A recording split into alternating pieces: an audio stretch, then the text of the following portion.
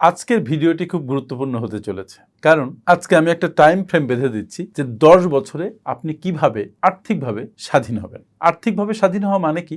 মানে হচ্ছে আপনি যদি আপনার ডাইরেক্ট পরিশ্রম নাও দেন, দ্যাট ইজ ডাইরেক্ট ভাবে আপনি কাজ না করেন, তবুও আপনি আপনার জীবন যেভাবে চলছে সেভাবে চালাতে পারবেন, আপনি ওয়েলদি হয়ে উঠবেন। তো কে না চায় সেটা, কাজ না করে যদি জীবন চলে সুন্দরভাবে। কিন্তু কাজ না করে সুন্দরভাবে জীবন চালানোর জন্য 10 বছর আপনাকে কন্টিনিউয়াসলি কিছু কাজ করতে হবে। এই কাজগুলো যদি আপনি করতে পারেন তাহলে আপনার আর্থিক জীবন যেমন আছে এটা ডিস্টার্ব হবে না, এবং আপনি যদি নিজে কোনো ঝামেলা না পাকান, যদি কোনো উল্টাপাল্টা কিছু না করে ফেলেন, যদি ভুলভ্রান্তি না করেন, তাহলে আপনি মোটামুটি পরবর্তী জীবনটা অভাব ছাড়াই কাটাতে পারবেন। মানে আপনি আর্থিকভাবে স্বাধীন হয়ে গেলেন, মানে প্যাসিভ ইনকামের ফ্লোটা সেরকম থাকবে যা দিয়ে আপনি চলতে পারবেন। তাহলে কি কি করতে হবে চলুন যাওয়া যাক মূল আলোচনায়। প্রথম কাজ হচ্ছে আপনি পরিষ্কার লক্ষ্য নির্ধারণ করুন। আপনার কাছে ফিনান্সিয়াল ফ্রিডম বা আর্থিক স্বাধীনতা বলতে কি বোঝায় এটা আগে ফিক্স করুন।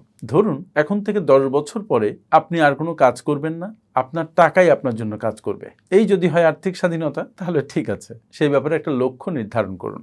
কোন সাল থেকে আপনি শুরু করছেন, কোন সালে যে আপনি শেষ করবেন, এবং এখন যদি আপনার মাসে 50,000 টাকা লাগে তাহলে 10 বছর পরে কত টাকা লাগবে সেই পরিমাণটা ঠিক করুন। মনে রাখবেন যে প্রতি বছর প্রায় 9%-এর মতো ইনফ্লেশন কনসিডার করতে হবে, এবং সেই ক্ষেত্রে দেখা যায় যে এখনকার 100 টাকা 10 বছর পরে প্রায় শূন্য হয়ে যায়, শূন্যের কাছাকাছি চলে যায়। সুতরাং আপনার এমনভাবে প্ল্যানিংটা সাজাতে হবে যেন আপনার যে বিনিয়োগ সেই বিনিয়োগ যেন ইনফ্লেশনকে বিট করতে পারে, মানে বিনিয়োগ থেকে যে রিটার্নটা আসবে সেটা যেন ইনফ্লেশনের চাইতে বেশি হয়। যা হোক, 10 বছর পরে আপনার চলতে কত টাকা লাগবে সেটা ফিক্স করার জন্য আপনার ইনফ্লেশনকে ক্যালকুলেট করতে হবে, মানে প্রকৃত আয় কত লাগবে সেটা বের করতে হবে। এটা কেন বলছি? কারণ হচ্ছে যদি আপনার সুনির্দিষ্ট লক্ষ্য থাকে, সঠিক পরিমাণ আপনি জানেন, তাহলে আপনার লক্ষ্যে পৌঁছানো সহজ হয়ে যায়, জিনিসটা হেজি থাকে না, অস্পষ্ট থাকে না। এরপরে যেটা করবেন সেটা হচ্ছে আপনার আয় বাড়ানোর পরিকল্পনা করতে হবে। বর্তমানে আপনার ধরুন আয় আছে 50,000 টাকা, এটা দিয়ে খরচ টরচ করে আপনার বেশি টাকা পয়সা থাকে না, 5,000 টাকা 6,000 টাকা থাকে, তাহলে সেটা দিয়ে আপনি 10 বছর পরে ফিনান্সিয়াল ফ্রিডম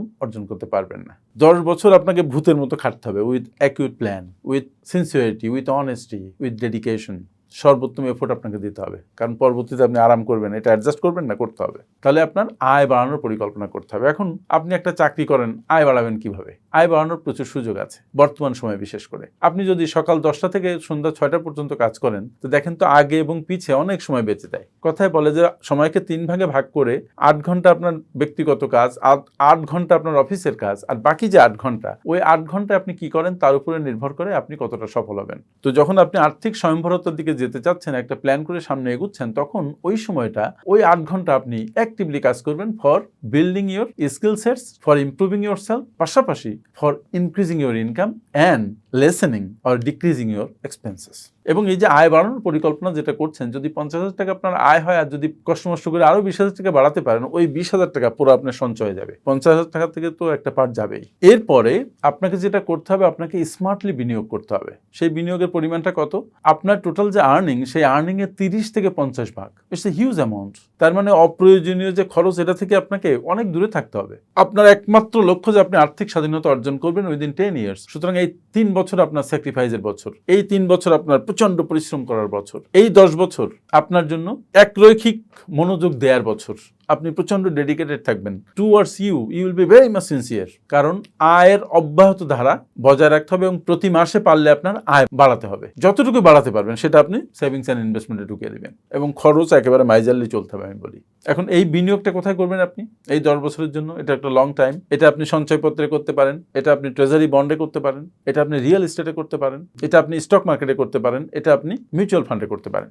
আপনাকে খুব ওয়াইজলি ইনভেস্ট করতে হবে, এবং দেখতে হবে যেন কোনো জায়গা থেকে আপনি বড় লোকসানের মুখে না পড়েন, তাহলে আপনার প্ল্যান আবার ভেস্তে যাবে। আর এখানে আরেকটা কথা মনে রাখা খুব জরুরি, যে কম্পাউন্ডিং ইফেক্ট, এই ইফেক্টের শক্তি কিন্তু সাংঘাতিক। এই শক্তিকে আপনাকে এখানে কাজে লাগাতে হবে, আর এই শক্তি যত লং টার্ম হয় তত বেশি হয়। সুতরাং যখন ইনভেস্টমেন্ট শুরু করবেন, যে কোনো ইনভেস্টমেন্ট মাঝপথে যে থামিয়ে দিয়ে আরেকটা শুরু করবেন না, ওটাকে টেনে 10 বছরে নিয়ে যাবেন। এর পরের পয়েন্ট হচ্ছে আপনি খরচকে নিয়ন্ত্রণ করবেন। খরচ কমাবেন শুধু নয়, খরচকে পুরো নিয়ন্ত্রণ করবেন। আপনার টেম্পটেশনকে নিয়ন্ত্রণ করবেন, ইমোশনকে নিয়ন্ত্রণ করবেন। আমরা খরচ যা করি তার বেশিরভাগই করি ইমোশনাল খরচ। যত আপনি মনকে কন্ট্রোল করতে পারবেন, বাজেটের মধ্যে চলতে পারবেন, এবং নিজেকে নিয়ন্ত্রণের মধ্যে রাখতে পারবেন, ততই আপনার এই লক্ষ্য পূরণ আপনার জন্য সহজ হবে। আর এখানে আরেকটা ইম্পর্টেন্ট কথা আমি বলে রাখতে চাই যে আপনি লাইফস্টাইল ইনফ্লেশন এইটাকে এড়িয়ে চলুন। আবার কেন কথাটা বললাম, এটা হচ্ছে সেই কথা যেটা আয় বাড়লে আপনি খরচ বাড়াবেন না, আয় বাড়লে যেন সঞ্চয় বাড়ে, আপনার লাইফস্টাইলে ব্যাপক কোনো পরিবর্তন না আসে, সেদিকে তীক্ষ্ণ দৃষ্টি রাখবেন।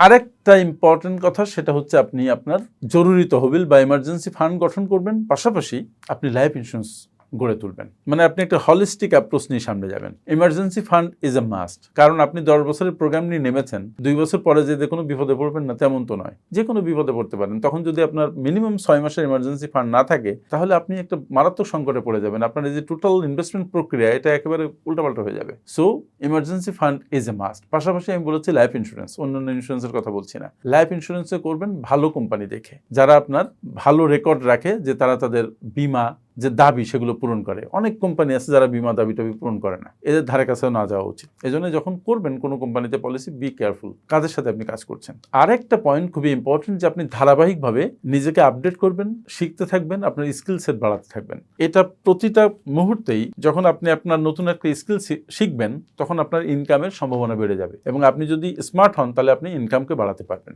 আপনি কি কখনো আপনার প্রতি তীক্ষ্ণ দৃষ্টি দিয়েছেন? আপনার যোগ্যতার প্রতি কখনো কি সুবিচার করেছেন? দেখবেন না, আমরা কমফোর্ট জোনে আটকে থাকি, আমরা বেরোতে চাই না, মনে হয় যা আছি ঠিকই আছি। তো যখনই আপনি মনে করেন যে যেখানে আপনি আছেন ঠিকই আছেন, তখন আপনার এক্সট্রা পরিশ্রম করতে ইচ্ছে করে না। কিন্তু যদি বড় হতে চান, আপনি গ্রো করতে চান, তাহলে আপনার এই শৃঙ্খল ভেঙে বের হয়ে আসতে হবে, নতুন এক আমিতে পরিণত হতে হবে। আপনাকে আগে যে কাজ করতেন সেই কাজ পরিত্যাগ করে আরো উন্নত কাজ করতে হবে, বা বেশি কাজ করতে হবে, কন্টিনিউয়াসলি বেশি কাজ করতে হবে। এমন একটা হ্যাবিট গড়ে তুলতে হবে যে হ্যাবিট হবে গ্রোথ হ্যাবিট। এবং গ্রোথ হ্যাবিটটা আসবে কোথা থেকে? আপনার গ্রোথ মাইন্ডসেট থেকে।